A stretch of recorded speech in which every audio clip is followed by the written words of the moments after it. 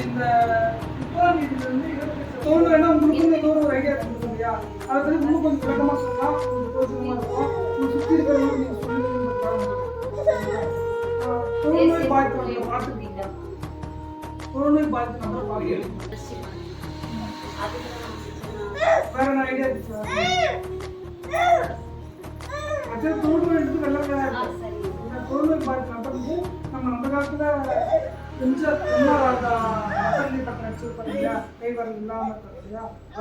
அதாவது கேமரால பாதிக்கப்பட்டு கை விரல் நரம்பு பாதிக்கப்பட்டு கைகள் விரல இழந்த ஸ்டேஜில் இருப்பாங்க. அவங்க தான் என்ன பண்ணாங்க? தொழுநோய் அடையாது. நம்ம வெள்ளை வெள்ளையா இருக்கிறது தொழுநோய் கிடையாது, அது லூக்கோட்டியம் சொல்லுவாங்க. சரிங்களா? தொழுநோய்ன்றது நம்ம நார்மலாக வச்சுருக்கிறோம் சொல்லுவாங்க. நம்ம பைக்கில் நம்ம பார்த்துருக்கு காற்றின் மூலமாக பரவக்கூடிய